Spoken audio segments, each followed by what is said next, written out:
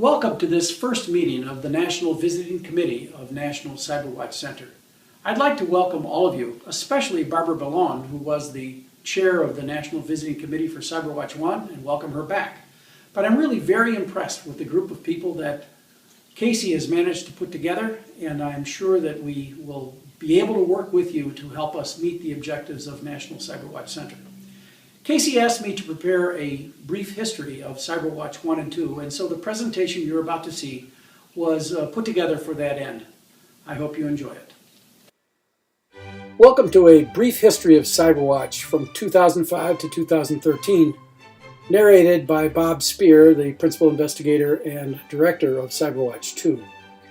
CyberWatch began in 2005 as a regional advanced technological education center called the Washington Area Technical Consortium Headquarters. CyberWatch 2 went 3 years later from 2009 to 2012, still a regional center but with increasing national prominence. And that led to the establishment of the National CyberWatch Center beginning last October. The history of CyberWatch depends first on the curriculum that we were able to develop. Model programs and courses and course modules, AAS degree and AS degree, a series of model courses, all leading to a wide adaptation and adoption of the curriculum materials that we had developed. We also ran a series of student competitions, the most amazing of which and consistent of which is the Collegiate Cyber Defense Competition, now in its 8th year. The 2013 version just completed about 2 weeks ago. But we've run it for now 8 years in a row, and here's a series of pictures taken from some of the previous collegiate cyber defense competitions.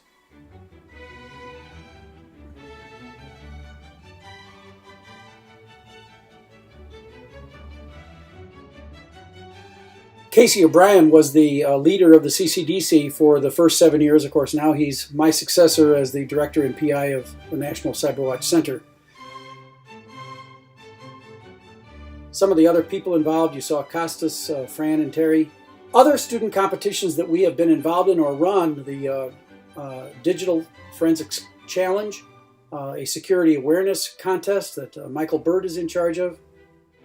Here are some of the previously winning posters from that competition.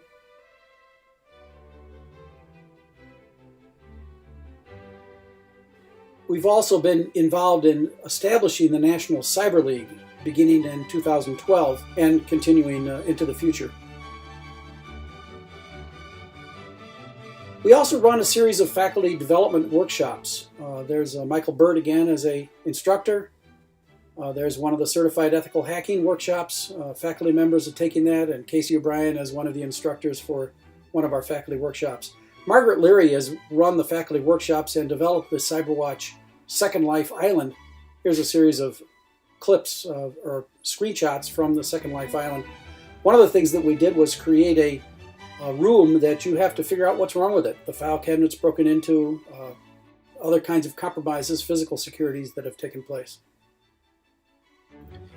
We've done a lot of institutional development in CyberWatch, helping colleges map their curriculums to 4011 and 4013 standards, building the Centers of Academic Excellence in Information Assurance Education for 2-year schools, building consortia of different organizations involved in cybersecurity.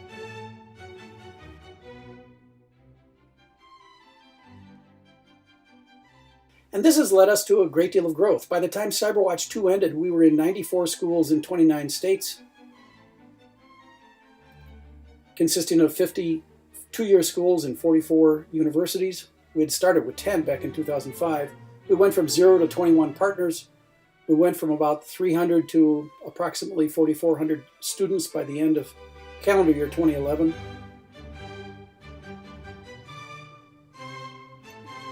We have a very robust K-12 program. Davina Pruitt-Mental has been in charge of that program since the beginning. A lot of aspects to it. The Cybersecurity, Cyber Safety, and Cyber Ethics Conference, held every year in October. There's a Cool Career for Girls one-day workshop.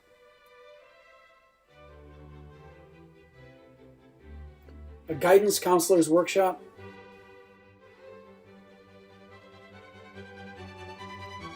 Cyber Warriors competition for high school students, the Secure IT program to encourage careers in IT and cybersecurity. We've also developed, of course, the Summer Cyber STEM program, quite a few summer programs. The Young Scholars is a big summer program. Another aspect of the K-12 has been the development of an entire information assurance curriculum to use in career and tech ed. And that has been adopted by Maryland, and several other states are considering or have adopted it.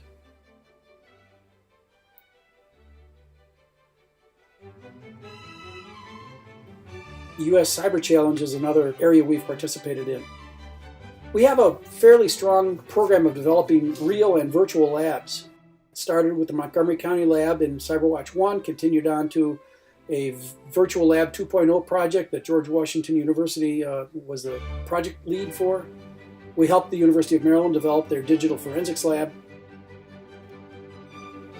We've done a whole lot in terms of dissemination, getting the word out, and a whole series of websites that we maintain linked to each other. We have a newsletter.